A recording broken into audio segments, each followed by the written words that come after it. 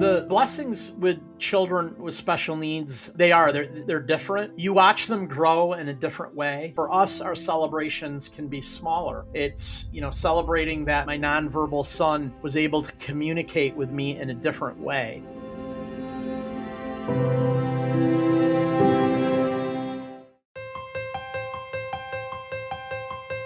Welcome to Straight Talk on Life Issues. I'm Victor Nieves, president of Life Issues Institute. Thank you for joining us today. Physical disabilities, learning disabilities, illnesses, autism, ADHD, developmental trauma can all be parental game changers. When you're raising a child with special needs, it often adds tremendous complexities for everyone involved. However, we must remember that as human beings, we're not valuable because of what we can do, how smart we are, or how developed we are. We're valuable because of what we are. Human beings made in the image of God. Joining us today is Dan Culp, a multi-talented comedian, actor, and author. He's a father of 5, 3 of which are adopted, each with special needs, including Down syndrome, autism, Alfie's syndrome, and spina bifida. He also has 4 siblings with Down syndrome, 3 of whom were adopted, offering a very unique perspective on the value of life and the power of family. Dan, thank you so much for joining us today. Thank you. It's a pleasure to be here.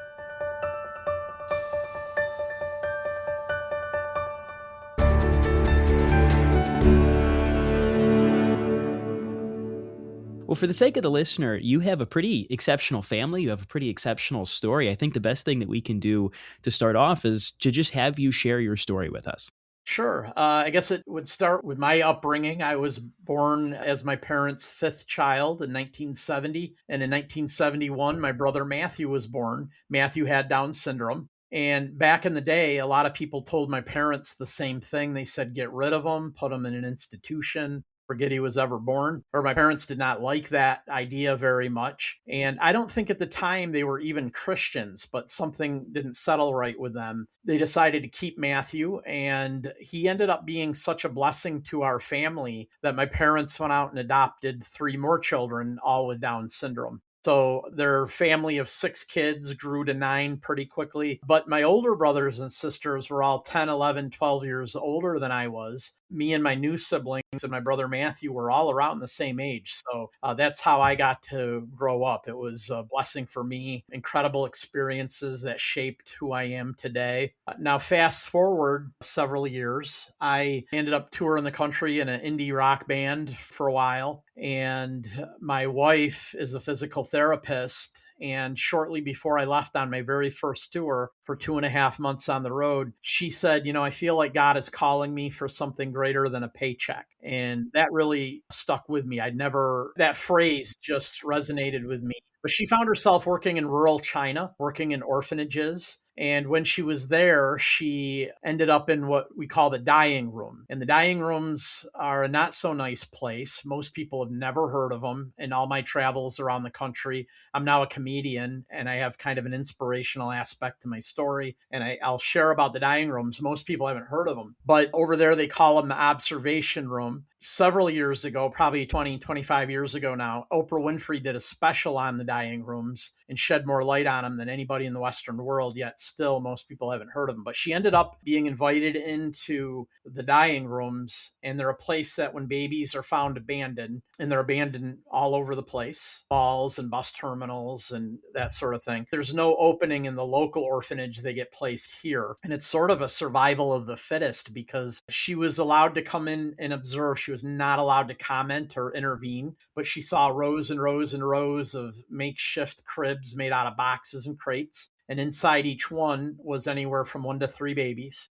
And there were 2 workers for the entire room, and they didn't pick up the babies or love on them or play with them. But at mealtime, they'd walk by and prop a bottle up in each box. So if the baby was too weak or malnourished or deformed to feed themselves, they would starve to death. And on 3 occasions, she saw babies put into garbage bags and then just hauled out like they were trash. And so she flew home and she told me her story. She witnessed that on 3 occasions, by the way. And she came home and told me her story, and God used her story to crack my heart wide open. I had never really cared about babies, especially on the other side of the world, and it gave me a strong appreciation for the value of life, which I already had some of from my upbringing with my parents' choices that they made. But here was my then girlfriend at the time sharing the story, and I had never engaged in that pro-life causes before that, really. Anyway, we got married with the intention that we wanted to have our first children be adopted. As my wife put it, she felt it was a great message to tell people, like, look, adoption can be a plan A. So many people look at it as a plan B. We could tell people it can be a plan A. You can go into marriage intentionally with the idea of adopting. So we started that process, and we ended up through a whole miraculous set of circumstances. We ended up adopting who we've been told is the first child adopted out of China to the US who has Down syndrome. And that's my son Simon. And he was abandoned in the woods in the middle of winter on the day he was born. And again, miraculously, God saved his life. And of all the people on the planet, my wife and I got to be his parents. About a year later, we adopted a girl from there, Danielle, and Danielle's a little older than Simon. But we went there. It said she had Down syndrome. They were just becoming comfortable with allowing Down syndrome out of the country. You see, back then they were a very prideful nation. They didn't want the rest of the world to know they had what they consider to be imperfect kids. So they'd hide them and put them away in institutions like my parents were told to do here in our country in the 70s. And so we went there, said she had Down syndrome, adopted her, brought her home. A few months later, we found out she did not have Down syndrome. We got called into the doctor's office. They had done some genetic tests. They found out she had something much more rare called Elfie syndrome, and it's where part of her 9th chromosome is missing. But in that doctor's office, right then and there, it hit me the incredible sovereignty of God, because if they had known she didn't have Down syndrome, something they were just becoming comfortable with allowing out of their country, they never would have let her go. So God gave her a false diagnosis to bring her home to her mom and dad. 2 years later, we adopted a boy from Ukraine. He has spina bifida, so he uses a wheelchair. And then we gave birth to 2 more children. Well, Dan, your story is amazing. One of the questions I have, I mean, it's such a noble idea, your wife and you deciding that you were going to adopt as a plan A. I love that phrase. I love everything about it. What inspired you both specifically to adopt children with special needs? Did it have anything to do with your unique upbringing, or what was the driving factor there? It did. I mean, it absolutely had to do with 2 things. My upbringing. I was real nervous about being a dad until I found out that the child we were about to adopt had Down syndrome. I immediately relaxed, because that was the world that I knew. I became comfortable, or I was comfortable with that idea. The challenging aspect is that after we were home for a while, Simon has autism. He's quite a ways on the spectrum. He's nonverbal. So that became much, much more challenging. And I needed a lot of growth in that area, because autism was not something that I was familiar with all that much. I had some people in my life growing up who had autism, but it wasn't as familiar to me as Down syndrome. So that was a kind of a new world. But that was the first thing, was that, sure, yeah, I was open to adopting children with special needs. The second greatest aspect was my wife wanted to, because of what she witnessed in China and some of the human rights abuses, she wanted us to adopt children with special needs when we started the process. However, when you would check that little box on the adoption forms for China that said you were willing to adopt a child with special needs, they weren't, again, if you remember, they weren't allowing children with severe special needs out. They were hiding them. So to them, special needs were very correctable things like birthmarks, cleft palates, things like that. So that's what we thought we were going to be getting, was a baby with very mild special needs. And we ended up finding out about this little child named Simon. We named him Simon. It has to do with Stephen Curtis Chapman and Mary Beth Chapman. They met Simon at a foster home in China when they were there doing mission work as a family, and they kind of fell in love with him. So they actually went to the government and lobbied the Chinese government to put him on the waiting child list. They really wanted to find a family for him so that he didn't end up being put away and forgotten about. So before I went on my first tour, I worked for a church with a youth ministry, and I brought the kids to go see Stephen Curtis Chapman. live in concert near my hometown in Rochester, New York. At one point, I got up to go to the bathroom, excuse myself. The kids were in rocking with Stephen Curtis, and I'm walking through the lobby, and there's a display. You could win a Stephen Curtis Chapman signed guitar, just fill out, this card. So I did that really quick, shoved it in the box, and then went on my way. Well, I didn't win the guitar, but what that did was put me on the mailing list for Shohana's Hope, was the name of their ministry at the time. And I started getting newsletters from Shohana's Hope. And I didn't pay a lot of attention because at the time I was not yet married. I wasn't ready to adopt or start a family. But before my second or third tour, because I was married, I noticed just before I went on the road a newsletter from Shohana's Hope with a picture of a little boy with Down syndrome. They called him Howie. And it said, in desperate need for parents to adopt this child with Down syndrome, or something like that. I called my wife. We had already started the process of adoption. We had paid a whole bunch of non-refundable fees to an adoption agency. We were well along the way. I called my wife at work, and she said, oh, what are we going to do? Switch agencies now? And she said, but listen, why don't you call them and ask how we can be praying for this boy? So I called Shohana's Hope. The lady there was very nice. She asked me a bunch of questions. I told her about my upbringing, and she said, obviously just pray for parents. So I went on my tour about 2 months, came home, the phone rang, and it was this woman from Show Hope. And she said, hey, we had a lot of families inquire, but we think you and your wife are only one of two that would qualify to adopt this boy. So I called my wife at work. She was working at a sports medicine clinic. And she laughed a second time. She laughed at me. She's like, well, what are we going to do? Now we paid more non-refundable fees. We're further in the process. She said, why don't you call and see how we can be praying for him? I said, you know what? Why don't you call? So she did. She picked up a phone and she called them and she said no. And she said, as the phone was in the air before putting it down, she knew that God was telling her yes. And she started crying. And I said, honey, why don't you, it was a Friday. I said, why don't you just sit on it for the weekend, call him back on Monday. So she called him back on Monday. She said, you're going to think I'm a crazy lady, but we want to pursue this. Now, then, one of the neat things about being in the body of Christ and being with the previous adoption agency that we were with, they were a Christian agency. They were so excited that a child with Down syndrome was going to be let out of China. They refunded all of our non-refundable money back to us, and we were able to place that towards the adoption with the new agency. Wow. So God clearly had his hand over that whole process. I mean, The story, the phone is about to be down. You just know. You just know sometimes. Right. Well, Dan, I'm curious, as you tell your story, I keep thinking back to your childhood because it's such a unique perspective. And I'm sure, there's people who can relate to a little bit of it, but most people, you have a unique story. So what was it like growing up with all of your siblings and your parents? Talk about a testimony of respecting life and, what their example meant to you. What was it like as a kid when they first started adopting?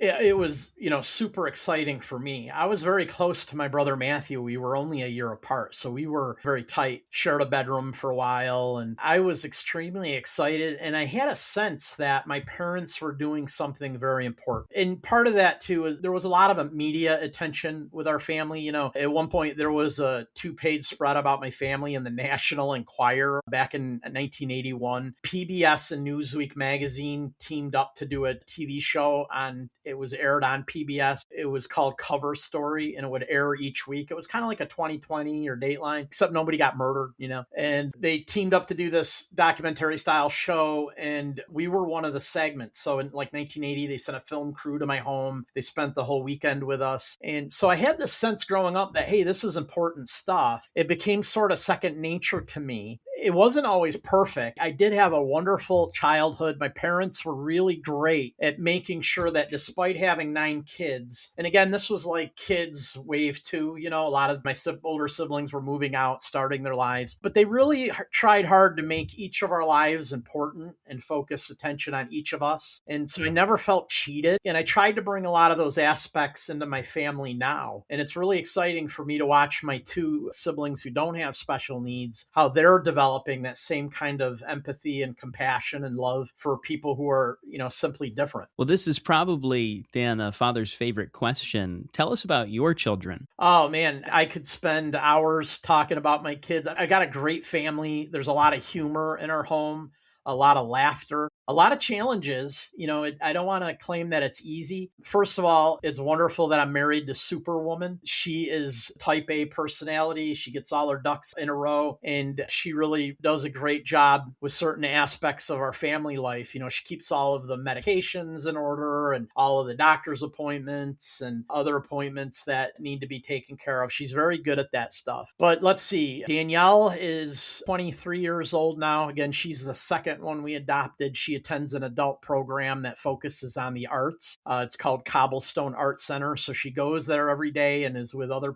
adults with special needs, and she loves it. Simon graduates from school this year, and he will probably also be going to Cobblestone Art Center. Now, Shay, my son with spina bifida, he's an amazing athlete, has gone on to nationals 4 years in a row in wheelchair racing, has come home with bronze and silver medals. He plays on a basketball wheelchair team, but the most exciting for me, I think, is that he plays for the Buffalo Bills wheelchair team. And a lot of people don't know there's 14 currently NFL-related wheelchair teams, and they fly all over the country and they play each other. That was Shay's dream come true, because all growing up, he would say to me, "Dad, I wish I could play football. I wish I could play football." And I didn't know what to tell him. So he got involved with these other sports. And lo and behold, about 3 years ago, the Buffalo Bills started a wheelchair team, and he went out and made the team. The bummer is that twice now, as the season was about to start, he dislocated his shoulder. So he actually had to have shoulder surgery the second time. The surgeon said, "If you don't get surgery, you're never playing sports again." So he's in healing right now. He's hoping to be healed up for the start of the next football season. That's awesome. What are some of the things that you have learned about yourself? Obviously, you had the unique circumstance of siblings that had special needs, but now as a father, certainly there's a whole nother level to this. What are some of the things that you've learned about yourself as a result of your kids? Well, my father, he was a wonderful dad. He could oftentimes be moody. And I had always said to myself growing up, I don't want to be moody like that when I have a family someday. And lo and behold, I'm just like my dad. And I realized it's because I'm tired all the time. When you have, that many kids, you're just tired. And so I try to keep that in check. But we balance that with, I mentioned earlier, laughter is such a huge part of our household. My kids are all extremely funny in their different ways and their different personalities. So yeah, I guess I've learned the appreciation for my dad, how hard he worked, and then how hard he worked when he was at home as well. I think when a lot of people in their head, when they envision having children with special needs or any form of a disability, a unique circumstance, they can sometimes think only about the challenges. There might be difficulties, and of course there will be difficulties, but what are some of the blessings that people might not think about?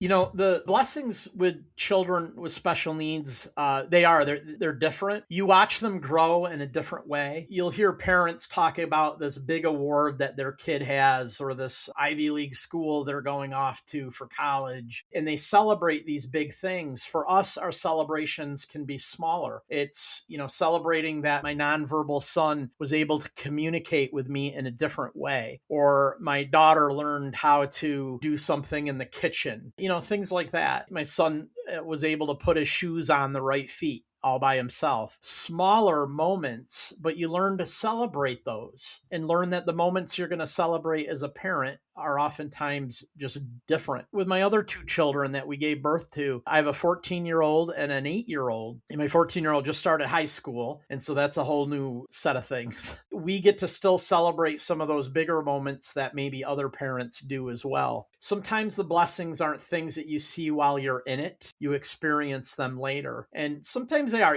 My wife and I will gather up the kids, we'll go to church, we'll all be sitting there, and I'll look over and I'll see a couple other families with what you call typical children. That's the politically correct term, typical children. I never like that because I don't think any child is typical. But we'll see families with typical kids who are just like going crazy and they look insane. And I'll look at my wife and I go, I'm glad our kids have special needs, because we're not dealing with it. So we have our blessings too. Sometimes we don't deal with some of the typical issues either. Well, Dan, what are some of the ways that you have observed your children impacting in a very positive way the lives of those that they interact with? That's a really great question. And I guess I've seen that time and time again ever since bringing them home from their native countries. Especially with Simon, there's a lot of people had not met too many people that were willing to adopt children with special needs and bring them into their family. And Simon has, I think, taught a lot of people how much love he can express non-verbally. And so he teaches that in a mighty way. In fact, so he has this thing that he does that when he wants to say, I love you, he comes up and he taps your head with his hand. And that means I love you. So sometimes he'll meet people right off the bat and he'll tap them on the head. And then other times they have to earn that. It takes a while until he kind of falls in love with them. So I think that's one thing. I know when we bring Simon to church and he gets up, as soon as the music starts, we have a praise band. As soon as it starts, he gets up from his seat and he walks to the back of the church and he starts dancing. And you don't know how many times I've heard members of the praise team come up and say, when we look out and we see Simon back there worshiping, it just like melts our heart. So I think he's taught people that people with special needs worship God as well, sometimes quietly or sometimes in a different manner than they might be used to. That's amazing. Dan, as you go through life, no doubt you and your wife, you rely on each other, you rely on the Lord, but what other support systems do you both have that you can lean on? The first point you brought up, and it's a great point, Victor, is my wife and I, in fact, we've been asked to do a date night at our church in a couple weeks where they want us to talk on marriage. And one of the first things that I talk about when I've done some marriage seminars around the country is teamwork. So our biggest support system is each other. It's amazing how often, most of the time, when she's feeling weak as a parent, I feel strong. And when I feel weak as a parent, she feels strong. It's kind of like God alternates those moments for us. But we're a team, and I think that's of number one importance. The other support system, obviously, is our church family. They've been very, very supportive. They were supportive in the adoption of each of our kids, and they've been supportive all along the way. We sit in a church where oftentimes you'll hear something out of the ordinary come from our section of the congregation, and we're never judged for it. We don't feel embarrassed by it. Every once in a while, my son Simon will wing a shoe across the the sanctuary, and we got to run and go grab it. And, it's met with smiles. So it's great to have that group of people. I'd urge everybody to be involved with a church. I mean, you'd think it was second nature for a Christian to want to be with the family of God, but I meet a lot of Christians that try to play that part of their life solo, and I really don't recommend that. And how important has that been? I mean, obviously it means a lot to you, but what do you think your life would look like without that support structure of your church and community and people who are around you, where even in the little stuff that, we might take for granted, a shoe, being thrown across the room, but to have your family all around you totally has your back. They're totally on your team. How big of a difference does that make? Well, I mean, it's huge. I could tell you what the effects would be. I'd be way, way more tired. I think my wife and I would be way more at each other's throats than sometimes we get now. We could bicker and argue like the best or the worst of parents. But I think all of the negatives in our lives would increase if we didn't have that fellowship to be a part of. I'm so thankful for the body of Christ. My wife and I, once in a while, will meet parents, single parents who have a child with special needs, and we'll look at each other and say, I don't know how they do that. God bless them. I just don't know how they do it. And we'll meet parents of children with special needs that aren't Christians, and we'll look at each other and say, I don't know how they do that. I really don't. Yeah. Dan, what advice would you have for friends, family members, a church community where someone that they know and love has maybe adopted or maybe just had a child with different circumstances, whether it's a special need, a diagnosis, whatever it might would be? Because sometimes if you're the person sitting in the pew, you might want to help. You might want to be a good, member of the congregation, but you're not really sure how best to help. What advice do you have for those who want to be a good member of a big community? I mean, obviously, number one is just be accepting. I've heard horror stories. I heard a story not too long ago about a man who was brought from a group home to a church, and he was in one of those kind of giant wheelchairs. I'm not sure what his diagnosis was. It might have been cerebral palsy or something like that. And he was in one of those huge wheelchairs. The caregiver brought him, kind of parked it in the center of an aisle. And he loved everything he was experiencing at this church and would kind of cackle really loudly when he was, squeal in delight. And on the way out to the parking lot, one of the pastors came running out and flagged them down and said, I know this is probably not the Lord, but please don't bring him back. And I was stunned when I heard that story. First of all, I couldn't believe that was happening here in, 2025. It was 2025 at the time. I couldn't believe it. So just be accepting, just realize that, worship is not a genre of music or a certain feeling we produce in ourselves, that there are others who need to worship, and worship can take many shapes, sizes, and forms. The second thing is, I know that we have a lot of people in our lives. We've had a lot of people who have offered to help. And then early on, my wife and I, we discovered this. A lot of people offer to help.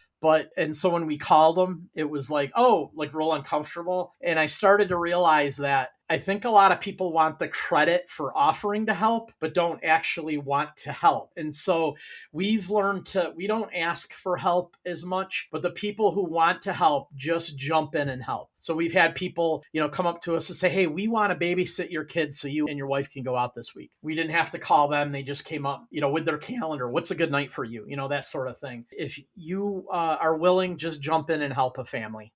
Absolutely. And one of the things as we have this conversation that I want to remind the listener of, we've said it many times before, but it's the truth that as human beings, we don't have our value, we don't get our worth based off of what we can do. We don't have value or worth based on how tall we are, how strong we are, how smart we may or may not be, thankfully for some of us. We get our value, we get our rights, we get our worth because of what we are. Not because of what we can do, but because of what we are. We are children of God. We are made in the image of God, fearfully and wonderfully made. That applies to every single person that you ever encounter, including, I wish that pastor that you mentioned, Dan, would have had thought of this maybe before he made that comment. That applies to everyone in your church, that they were fearfully and wonderfully made in the image of God. And so when I hear people promote abortion whenever it comes to individuals who, like with Down syndrome, may get a diagnosis in the womb, it breaks my heart. It's absolutely horrific. You're talking about the most lethal form of discrimination you could possibly come up with. This is eugenics. This is awful. But we see it literally being mainstreamed. There are many in the medical establishment. We've heard countless testimonies of parents who got a diagnosis. The first thing that the medical people came in and said is, you need to get an abortion. And it breaks my heart, Dan, as a parent of those with certain unique circumstances. I mean, what does that do to you to hear that they just think abortion is the answer for so many of these issues?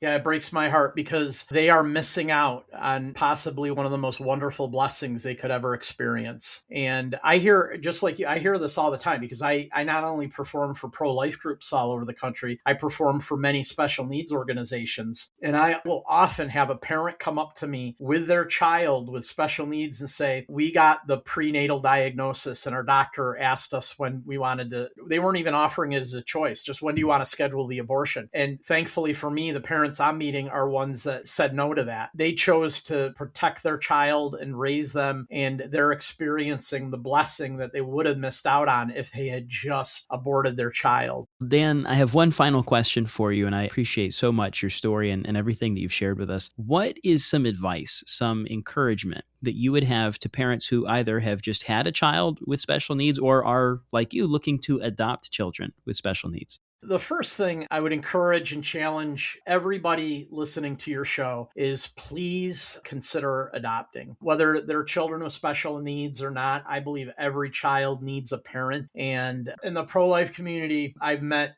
thousands of people who are very, very good at sticking up for life. And I believe to put our money where our mouth is, we should also be adopting. And one of the pro-abortion sides of the argument is inconvenient to have a child right now. But I've met a lot of pro-life people who use the same excuse for not adopting children. We already have children, or it's too much money, or it's this or that. They can use the same argument as the pro-abortion community in explaining why they won't adopt. I think God would have every Christian adopt. And I know I'm a little hardcore on that, but I once heard someone say, listen, when it comes to adoption or, taking care of children who need parents, that's not even something you have to pray about. God says to do it. He's going to be okay with you saving the life of a child. So go out and adopt. Advice in regards to children with special needs, just be prepared. It's going to be very, very challenging, but with great challenges come great rewards. Well, Dan, thank you so much for joining us today. It's been a pleasure. Thanks for letting me be a part of it.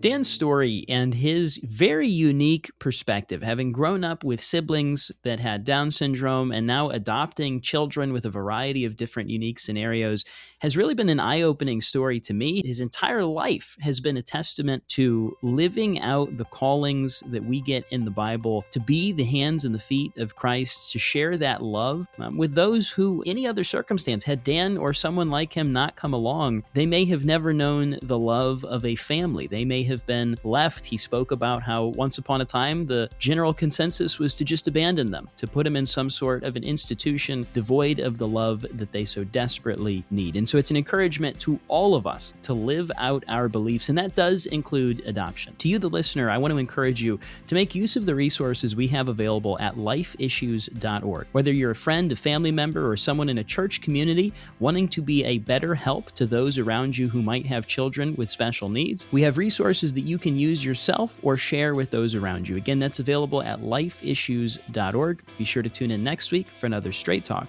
on Life Issues.